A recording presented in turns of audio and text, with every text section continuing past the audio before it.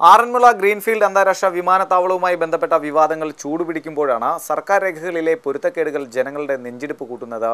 1262/2010 number വ്യവസായ വകുപ്പിന്റെ airport തത്വത്തിൽ അംഗീകരിച്ച ഉത്തരവിൽ 2000 കോടി മുതൽ മുടക്കും 500 ഏക്കർ സ്ഥലവ്യാപ്തിയുമുള്ള പരിസ്ഥിതിക്കിണങ്ങുന്ന ഒരു വിമാനത്താവളമായതിനാലാണ് തത്വത്തിലെ അംഗീകാരമെന്ന് വ്യക്തമാക്കുന്നു. എന്നാൽ 500 ഏക്കർ സ്ഥലം എയർപോർട്ട് നിർമ്മിക്കുന്നവരുടെ കൈവശമുണ്ടോ എന്നതാണ് ഒരു ചോദ്യം.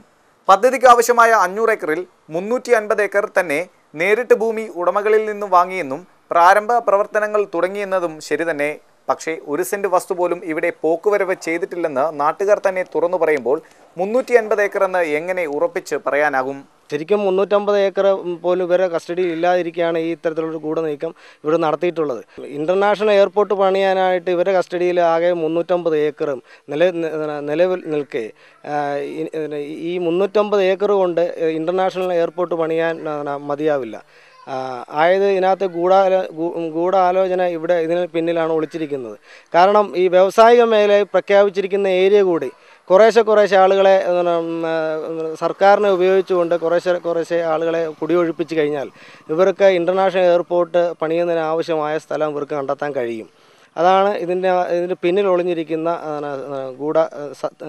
സത്യം. ഉത്തരവിൽ 2008 കേരള നെൽത്തട തണ്ണീർ സംരക്ഷണ നിയമത്തിൽ ഇളവ് നൽകണമെന്ന ആവശ്യം ഉടമകൾ ഉന്നയിച്ചിട്ടുണ്ട്.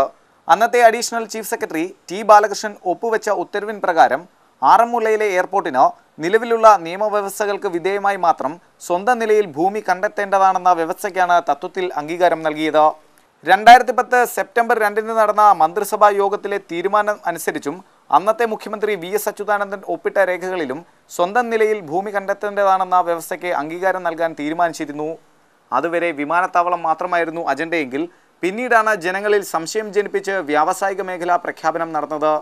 2011 ഫെബ്രുവരി 24 SRO നമ്പർ 185/2011 1999 കേരള വ്യവസായ ഏകജാലക ക്ലിയറൻസ് ബോർഡുകളും വ്യവസായ നഗരപ്രദേശ വികസന ആക്ടിലെ 2ാം വകുപ്പും 5ാം വകുപ്പും പ്രകാരമുള്ള അധികാരങ്ങൾ വിനിയോഗിച്ചുകൊണ്ട് ആറന്മുള, മല്ലപ്പുഴശ്ശേരി, കിടങ്ങന്നൂർ എന്നീ വില്ലേജുകളിലെ 500 ഏക്കർ വ്യവസായ പ്രദേശമായി പ്രഖ്യാപിക്കാനുള്ള ഉത്തരവാണ് ഉണ്ടായത്. ഇത് മുൻകൂട്ടി കണ്ടിട്ടായിരിക്കണം എയർപോർട്ട് അധികൃതർ റൺവേയുടെ ഉയരത്തിന്റെ പേര് പറഞ്ഞ് സമീപ പ്രദേശങ്ങളൊക്കെ അളന്ന് ഒരു പ്രത്യേക രീതിയിലെ അതിര് തിരിക്കുന്ന വസ്തു ഭൂമിയിൽ സ്ഥാപിച്ചതെന്ന് സമീപവാസികൾ ഇപ്പോഴും കരുതുന്നു. എന്തായാലും ഇത്രയുമൊക്കെ ആയിട്ടും ഒരു തുണ്ട് ഭൂമി പോലും പോക്കുവരവ് ചെയ്യാൻ സാധിക്കാഞ്ഞത് ആറന്മുള എന്ന പ്രദേശത്തിന്റെ നേരുകൊണ്ടാണെന്ന് വിശ്വസിക്കുകയാണ് ജനങ്ങൾക്ക് വ്യക്തത വരുത്താൻ ഇനി എന്തിനാണ് ഭരണകൂടവും അധികാരികളും വൈകുന്നതെന്ന ന്യായമായ സംശയവും ഇവിടെ ഉയരുന്നു. ഒരു എയർപോർട്ടും കുറെ വിവാദങ്ങളും പൈതൃക ഗ്രാമമായ ആറന്മുളയുടെ അസ്തിത്വത്തിന് നേർക്കാണ് ഭീഷണി ഉയർത്തുന്നത്. ജനങ്ങളുടെ ഭീതിയും ആശങ്കകളും അകറ്റേണ്ടവർ പരസ്പരം പഴിചാരുമ്പോൾ വിശ്വപ്രസിദ്ധമായ ആറന്മുള പെരുമ വിവാദങ്ങളിൽ ആടിയുലയുന്നുവെന്ന് വ്യക്തം. ആറന്മുളയിൽ നിന്നും ക്യാമറമാൻ MS സുധീഷിനൊപ്പം ശ്യാമസ് നായർ, ACV ന്യൂസ്.